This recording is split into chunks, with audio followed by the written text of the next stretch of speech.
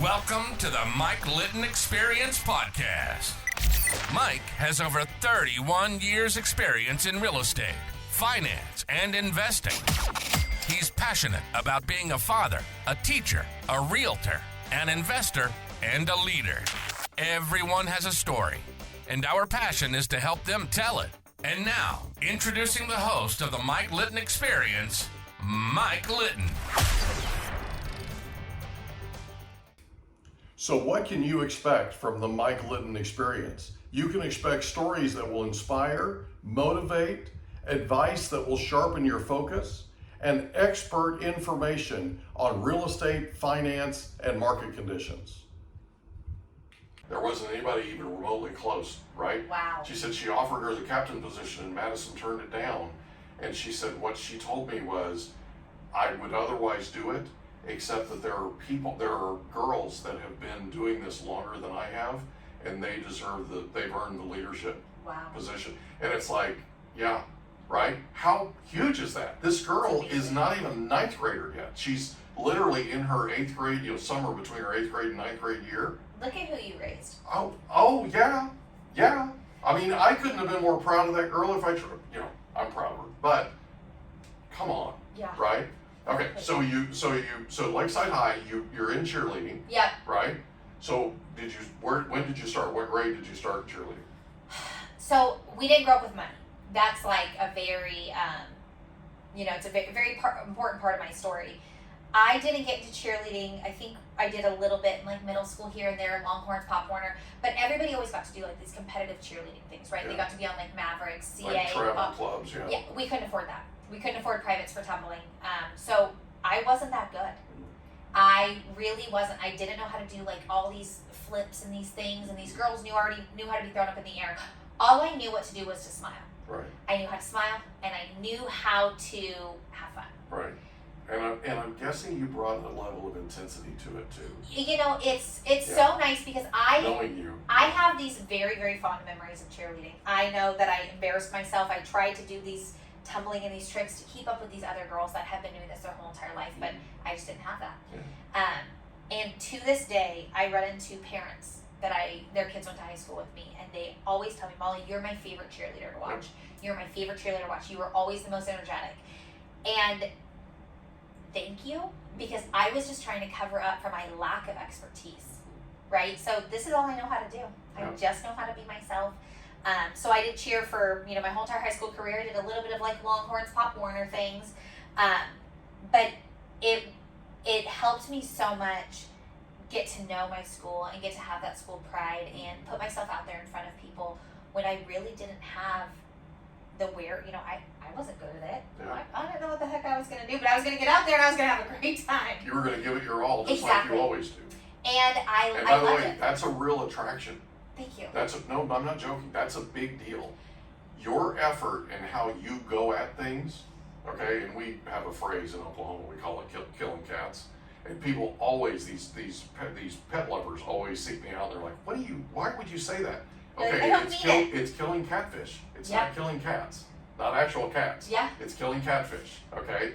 You go at it like you're killing cats. Cats is catfish, anyway. But there's a way that you go about things that is an absolute draw. It's hard to explain to you. There are so many people in this world that are so timid, and they're so scared to death to put themselves out there. And it is scary. It's scary to put yourself out there. It's scary for me to do what I'm doing now. I love it, right? Yeah. I love it, but it's scary to do what I'm doing right now. The thing is, I love it so much, and I know for a fact that your story is going to impact a lot of people. So what we're doing here is we're giving back. We're making a difference literally right now, you and I. Yeah. Okay? That's a big deal to me. And I know it's a big deal to you. You know what I mean? Completely. That's what I'm talking about. When you care as much as you do, and you put yourself out there as much as you do even today, it's a real attraction. You're a leader, more so than you even imagine. That's a big deal. And that's something big to learn when you're in cheerleading. It's something that I think is a big misconception with me too is I'm deathly afraid. Yeah. I am scared. I have imposter syndrome. Every single time I do something, I'm like, who's gonna watch this? Who even cares what I have to say? Yeah. Why am I doing this? You know, it takes a lot of, you know, of just like, what the hell, let's just do it anyways. Right. And I've always learned that regardless of how I feel inside, if I just show up and I just do it, it doesn't have to be good, it doesn't have to be perfect. I stumble, I don't even know what I'm gonna say next in this podcast. Right. But if I do it, something good will come from it. Absolutely. It's either a learning experience, or I'm going to be moving on to my next thing. Right. So, it's, you know, I'm deathly afraid to do all this stuff too, but you just got to try it. Well, here's the thing.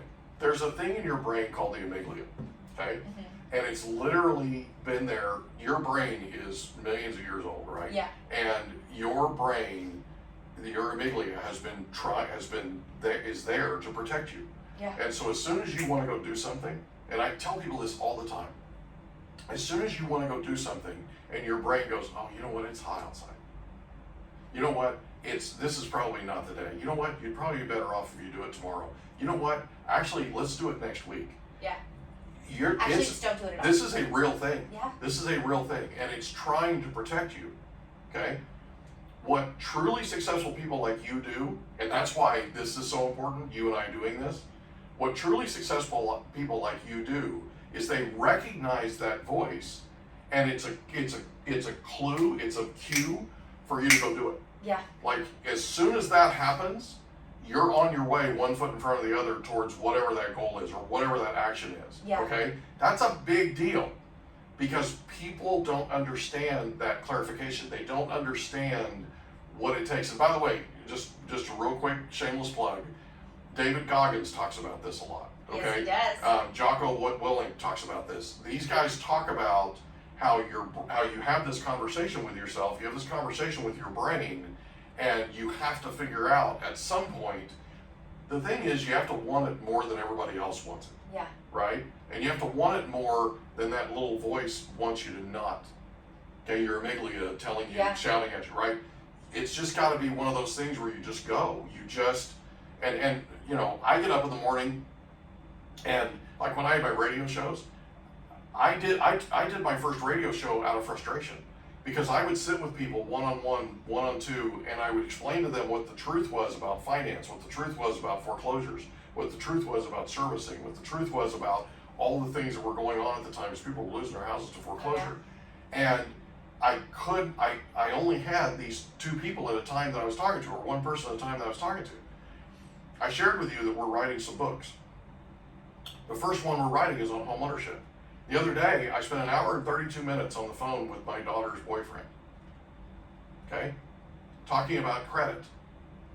And I told my ghostwriter yesterday, I told my ghostwriter yesterday, I said, I can't afford to spend an hour and 32 minutes with 325 million people. Yeah. That's why we're writing the book. Yeah. We're writing the book so that they have a how-to on FICO scores. They have a how-to on how to get back from things that, curveballs that life throws you. Okay? I've helped people for 31 years do that, and now we're going to put it in print form, and it's literally for millennials to share with them. If you buy a house and then life throws you a curveball, this is what you do. Yeah. It's not the end of the world. Well, and you can make it work. Absolutely. Absolutely. So that's what I think or know is so magical about you, is you absolutely understand how to succeed, and you also understand what that trigger is, right? You know how to go. And people need to learn that. They need to learn, especially young people, they need to learn how to do that. Well, and I think the big thing when you're young or old or whatever, it's this perception, this persona, right? So people look at my job all the time on Instagram and they'll be like, oh my God, what do you do for a living? It looks like so much fun. It wasn't embarrassing for me. I'm proud of what I do. I love doing sales. I love it. It's given me freedom and lifestyle and all that. This isn't a sexy job. I had friends that got into marketing and PR and influencers, and they're getting flown to these places and they're getting these, their job was so sexy to me. And we'd go to a bar, we'd go to a networking event, and they would tell, oh yeah, I'm just an influencer, I have 1 million people, I'm running this agency, and they would do these huge, grandiose things that sounded so amazing. Yeah. And they'd get to me at the table, and I would just freeze. And I'm in sales for escrow. Mm-hmm. And people would be like, you do what? And then I'd be like, oh yeah, it's real estate. Oh yeah, real estate's so cool. Yeah. Selling sunset, we've all seen it, oh my God. And I would just cower down because it wasn't sexy. But what I learned is, hey, my job fucking rocks. Yeah. Not just freaking rocks, it fucking rocks. I love it. Yeah. Is your job doesn't have to have this sexy title or this it doesn't have to be something that you learned at the career fair.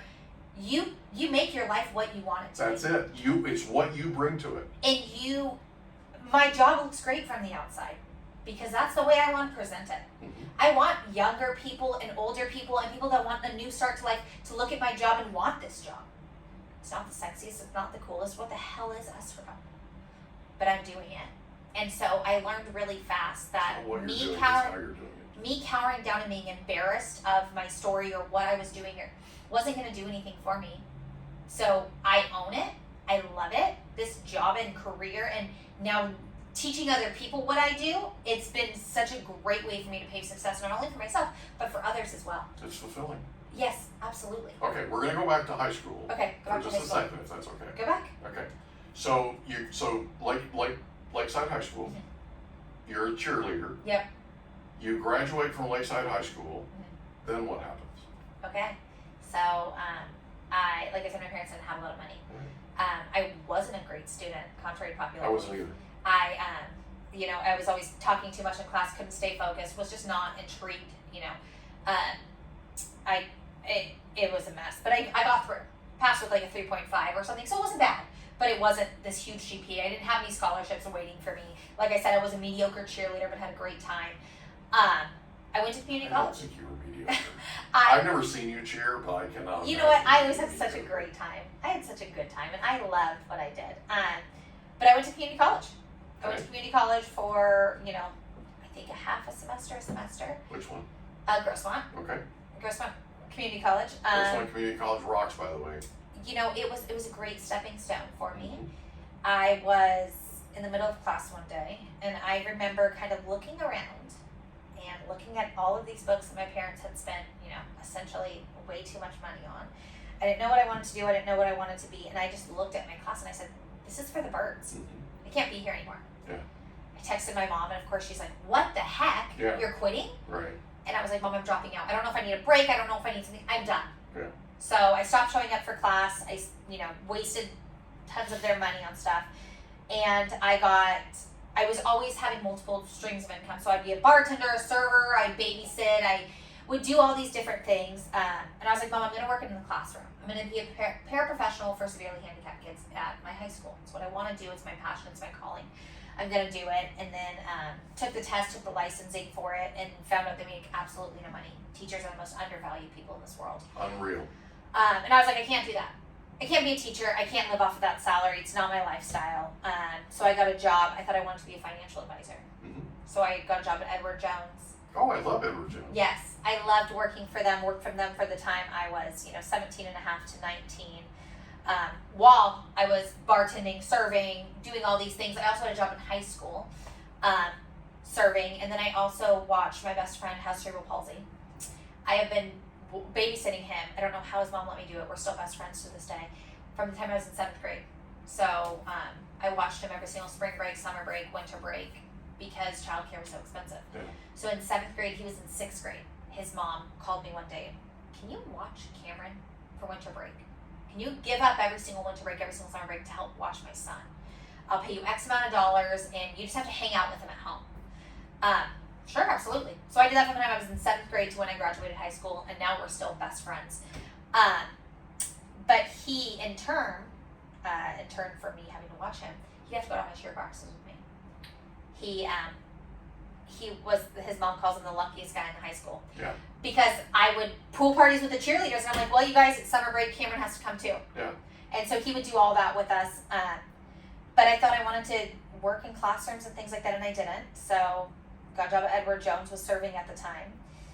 And I thought I wanted to be a financial advisor. Right. I wanted to be, like I said, it was my first experience with women powerful women in this financial advising space, and they had these careers and these jobs, and they were wearing suits, and they were so cool to me.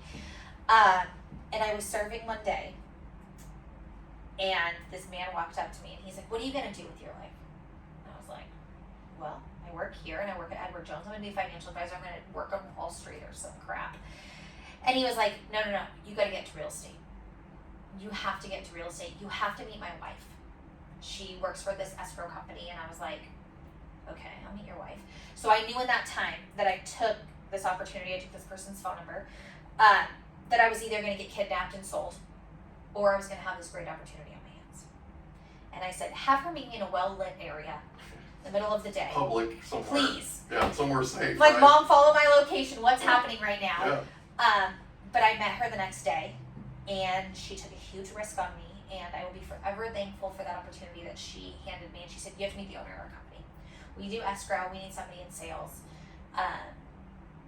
And so for me dropping out of college thinking I was going to be a nobody, I took this opportunity, and I met the owner, again, in a well-lit, well-visited restaurant at the time. Did you know what escrow was at the time? I didn't know what escrow was till I was in the industry for 3 years. I had no idea. I had no idea what sales were. I didn't know people made money making other people use a company. What? Yeah. And so he took me in, being, I think I was 18 when I started over there, just about to be 19. And he said, you're going to sit with all my escrow officers, and you're going to sit with them each for a week, and you're going to learn what escrow is. They were saying these words, and as an 18-year-old, home ownership was this fictitious dream. Oh, sure. What's a mortgage? What's credit? I didn't know. Right. Like I said, I didn't come from a family with money. I didn't come from generational wealth. I didn't even know what a credit card was. I just knew to rack up all this pretend money that I had. And he's like, we're going to hire you, and you're going to do this.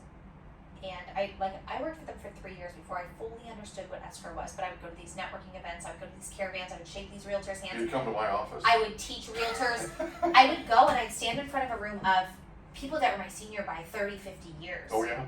And tell them about this great escrow company that we had and why they should use us and how we're going to help their business and all this stuff. And I would get in my car and Google, what is escrow? Mm-hmm. And I just made relationships in this industry that have now lasted me, 12, There's a 14 running years. theme here. You It's, understand that, right? There's a running theme here. I didn't know how to cheer, but I gave it everything I had. I didn't know how to do this, but I gave it everything I had. I didn't know how to do this, but I gave it everything I had. The thing that attracted them to you when you were serving that day was you might not know what you're doing, but you gave it everything you had. I was just going to show up. I was It's just going to show up for this job. That's the theme, though. I mean, this is the theme of your life, is you just flat out bring it.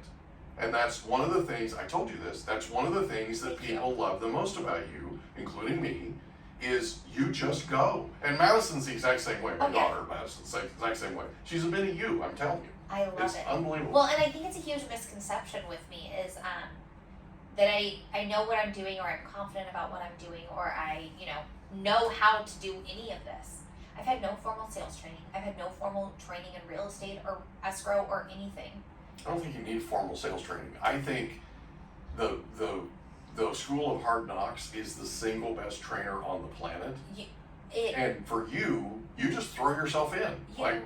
It wasn't, when I got started at this escrow company, they had no money for me.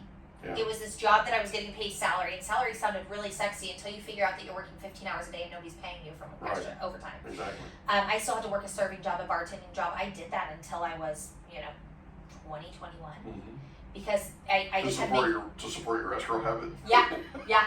To support my other habits that escrow got me into. I had to wear nice clothes. I had to work, do these things. Drive a certain car. Yeah. Thing, and I just wanted to outwork. I just wanted to hustle. I just wanted to have these opportunities and be in the room with these people and earn a spot there. Mm-hmm. And I would just go to these events and put my name in, cold call and do these things that people would laugh at me, Mike. I still to this day remember I called a real estate agent. He's like, how old are you, 15? And he's like, listen, I don't have a backup wife. I don't have backup friends. I definitely don't need a backup escrow person. Lose my number. This guy now has no friends, no wife, and I'm sure he could probably find my phone number somewhere if he wants to call me. Probably. Still in the business. He's not. But I just took those losses and I was like, what's the next one? But I will tell you, I I present myself very confidently. I present it like this doesn't bother me. It doesn't, it doesn't shake me, all these no's, all these, opportunities lost or opportunities gained. It's freaking hard every single day. It is hard every day. But you just gotta keep going with it, regardless of what your career is. Yeah, and you have to focus on the next step. You have to focus on the next call. You have to focus on the next deal, and you just have to be willing to take enough no's till you get the yeses that you need. It's that simple. And in that running theme, harder than it's said, by the way. It's harder to do than what I just said. But yeah. And in that running theme, so we hope you enjoyed another episode of the Mike Litton Experience. If you did, do us a favor, smash that subscribe button, tell your friends, family, and coworkers about our program, and wherever you get your podcasts, please leave us a rating. It helps us to connect with quality people just like you. And that's a wrap. Another episode of the Mike Litton Experience in the books. Reach out to Mike on Instagram at Litton Realty. Want to meet with Mike? Check out Calendly.com/Rio760.